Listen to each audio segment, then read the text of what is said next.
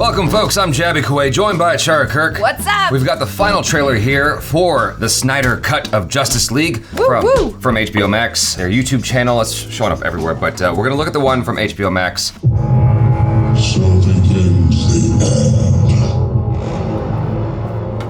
for Darkseid. I've never seen a being this strong. Maybe one. He's back.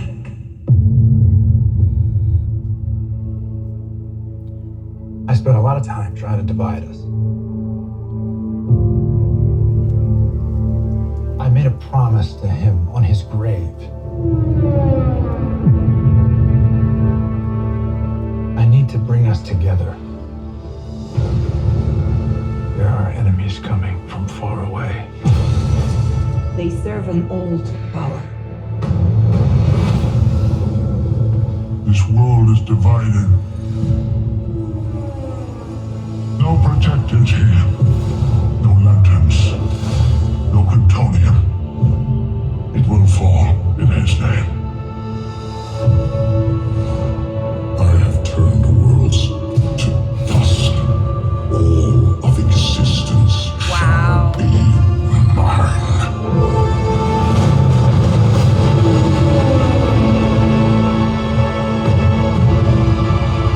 I have a second chance. I am not gonna waste it. He said the age of heroes would never come again. Fighting the devil and his army. You know, I don't care how many demons he's fought and how many hells. He's never fought us united. It's time to stand, fight.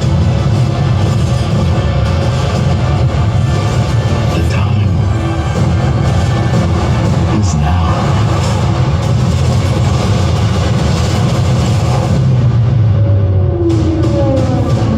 Golly. My! It's like I can't breathe.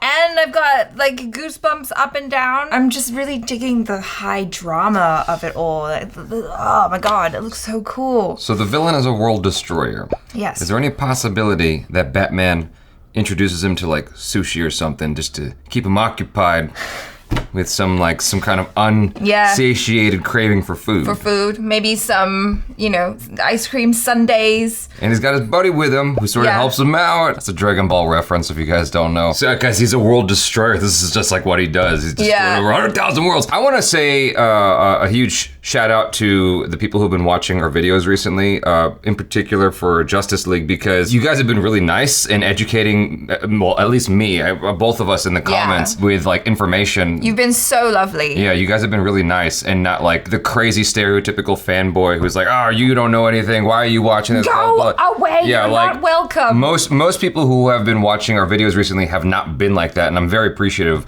of just being educated, because like I didn't even understand why it was this square format, or relatively square format, up until someone told me the other day in the comments, like, oh, you didn't know, like this is how the movie was intended to be shown. I was like, get out of here, you gotta be, and I looked it up and I was like, oh shoot, like legit, that's how he wants this to be shown. I had no idea until I read about it the other day.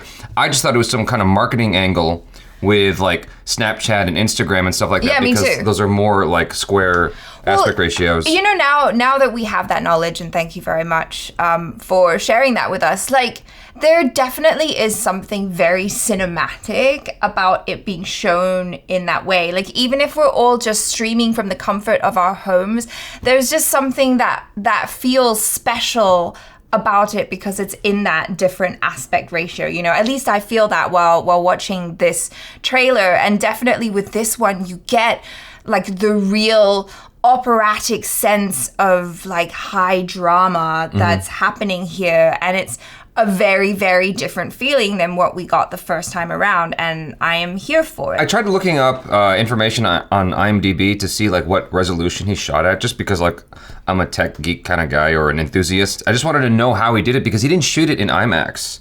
he shot it this way with the intention of it being able to be displayed in IMAX. Right. And so those are two different things, and it just made me wonder like how he went about this process, like if he just was chopping it off, like when it was shot actually in widescreen and he just framed it that way. Like I have no idea like what went on there, and I'm so curious to know more about the behind the scenes that went into this. I was saying the other day in our trailer reaction that like I want to know how it got to this, like why it ended up the way that it did, and like all the drama that went on behind the scenes. And someone suggested the Vanity Fair article, and so I looked that up. The story is quite harrowing. Yeah. Of what Zack Snyder went through to finally get to this point with this film, knowing everything that went into it, knowing what's happened with like how the fans are finally getting what they want. Yeah. And so Zack Snyder's finally getting to tell his vision, his way. Very interestingly, with this square format, I hope that at some point they offer, I mean, maybe this is just me, but I hope at some point they offer a widescreen format of the film where, you know, it just has that sort of, so it fills in the television that we all have now. Like we all have a 16:9 television. Right. And it'd be nice to have a version on the 4K Blu-ray that fills that in, but maybe that's not gonna happen. I mean, the artist didn't do that, so. Yeah, stop asking for too much. You Yeah. got a whole new movie, okay? Grand Budapest Hotel didn't do that, so I don't imagine that they'll do that here. It's also the very first film of this size to be shot in this format, to be presented in this format. It's quite interesting, this approach, and I wonder how the audience is gonna feel about it. I wonder like how many people don't realize that this is the format. Because like, Yeah, we didn't. yeah, like my mom doesn't know that.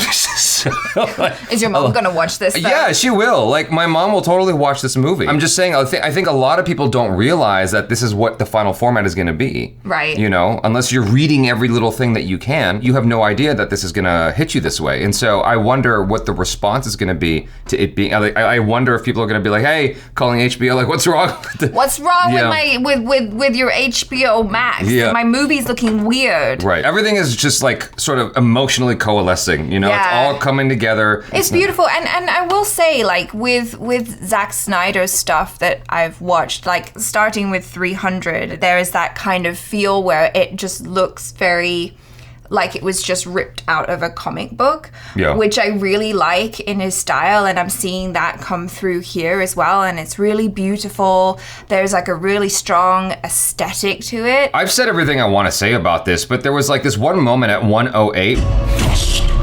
All of existence. where it goes on his Yeah. hand. I was like, wow, the detail on like every micro detail of his hand is just, it looks real. Yeah, that shot blew me away. I was Yeah. just like so impressed because, I mean, he's an alien and you can see every single wrinkle in his fingers and his knuckles. Like it looks so good. I love the way like this looks. It's so dark and yet it's beautiful, and the way characters are moving, it's like complete fantasy. What was the thing that we read in the Vanity Fair article was that his approach to the whole superhero genre is completely different because it's like dealing with Olympians coming down to Earth. Well, yeah, because that kind of like really was illuminating for me to read that. Marvel comes from the point of view of these are just ordinary people who acquired superpowers, so they're like us, but they're having to deal with these superpowers. The DC comic book heroes are the other way around, which is they are almost like gods. They Yeah. come down and they have all these